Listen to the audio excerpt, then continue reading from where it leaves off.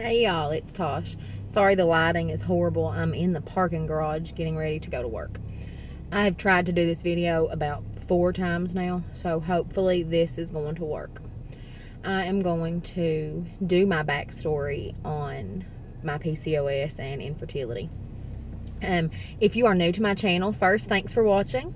Secondly, if you will back up and go to my very first video, it's my intro video, then it has a little bit more detail in it, but I am in the process of getting approved for my vertical sleeve gastrectomy surgery in order to hopefully lose weight and beat infertility.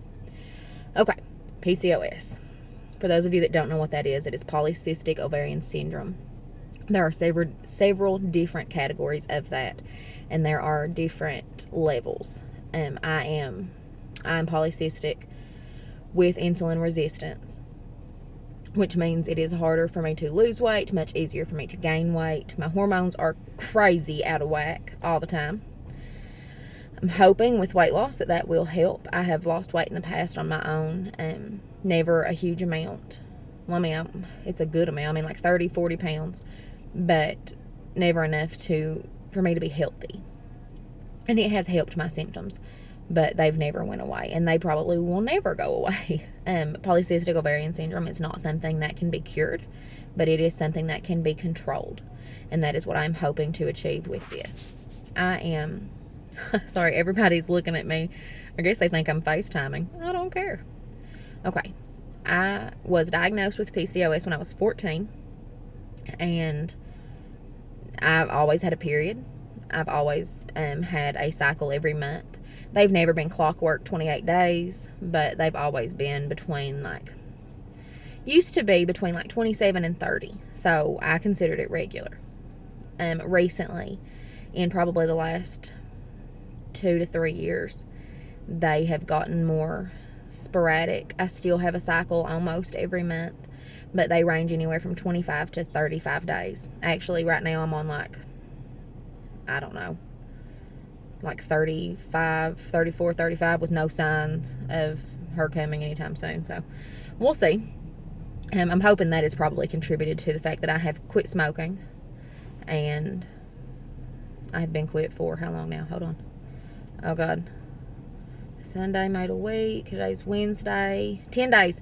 Woo! 10 days. That's awesome. Okay. Anyways, I am contributing most of that to...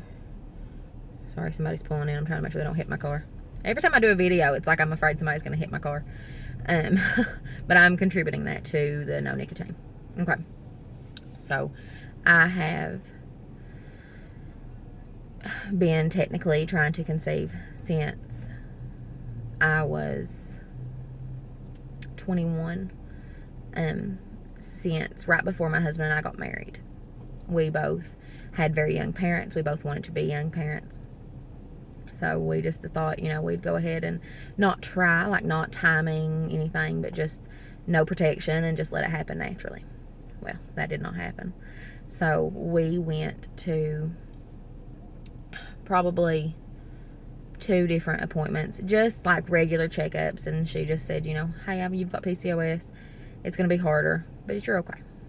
Okay. So we did the whole not trying, not preventing thing for 2 years probably. And then after that, we did timed intercourse, and we never took OPKs, but I was still having semi-regular cycles. So I was tracking my cycles and making sure that we were baby dancing in all the right times, and nothing happened. I went in May of 2014 to see a new gynecologist that I had seen once before, but she dabbles in fertility. She is not a fertility specialist, but she has done fertility treatments for years and years and years. And I know several friends that have had success with going through her. We did testing, we did ultrasounds, and the only thing was everything led back to my PCOS.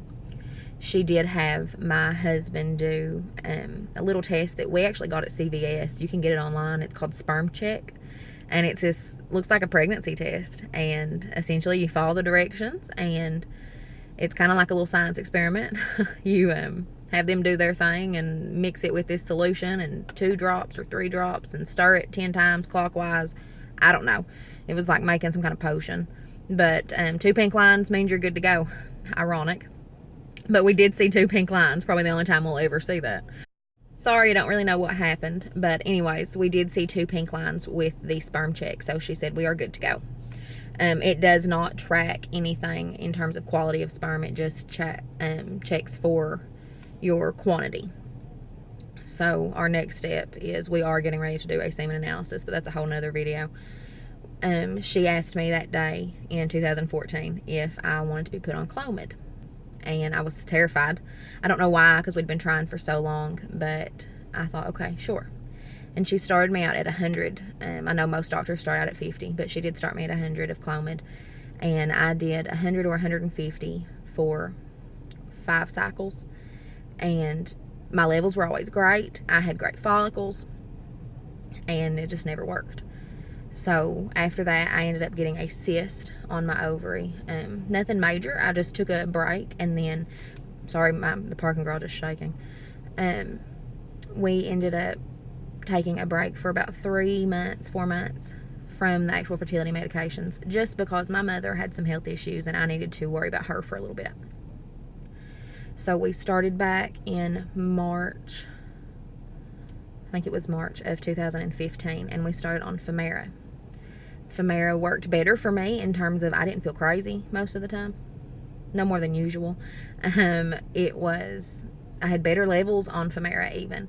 It showed that I ovulated every month, and I had great follicles, and everything was great, and it still was not working. So we ended up doing 2 IUIs, or intrauterine inseminations, and one of those we did do a trigger shot with.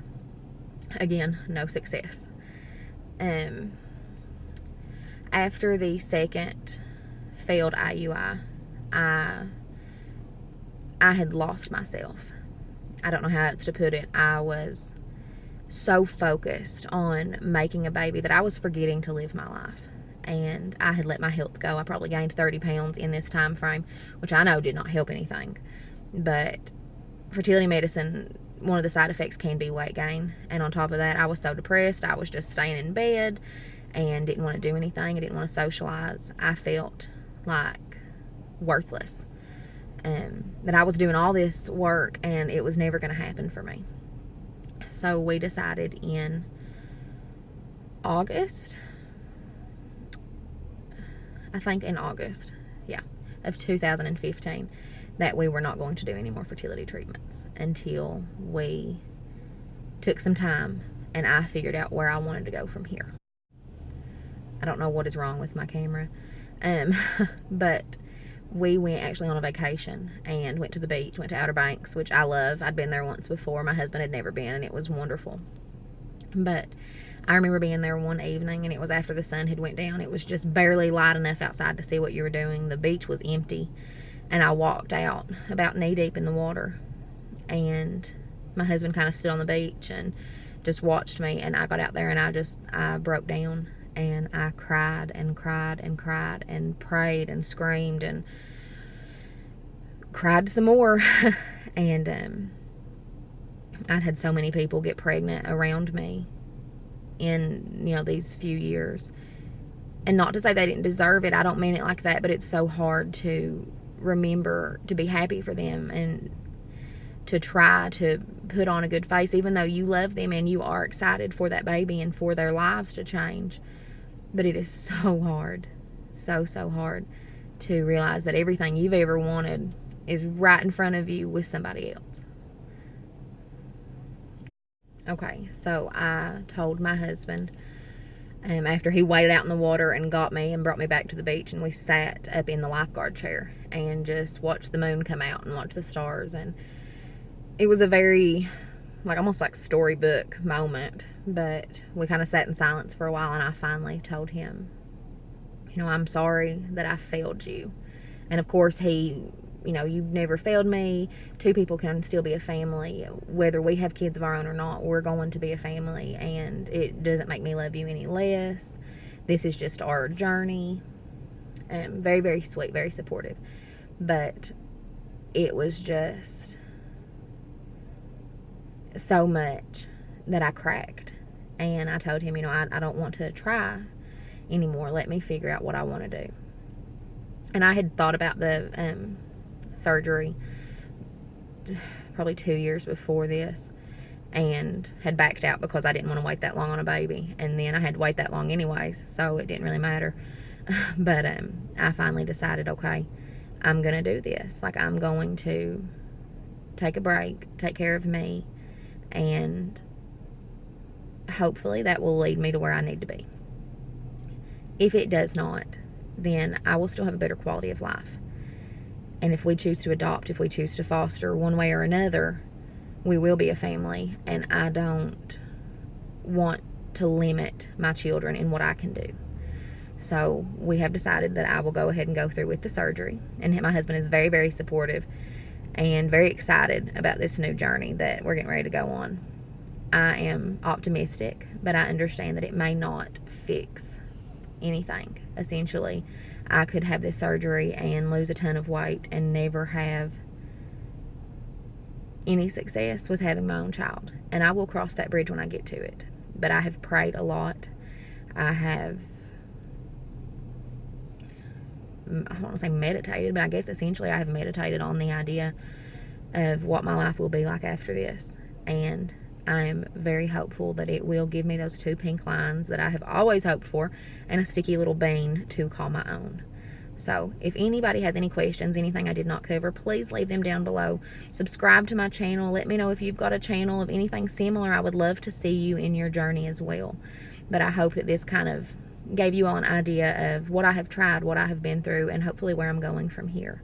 So I will see you all later this week. I've got a few hard days ahead of me, but I plan on doing a video this weekend for my weekly weigh-in. The scale may go down this week. Who knows? We'll see. But I hope you all have a great week, and I will talk to you soon.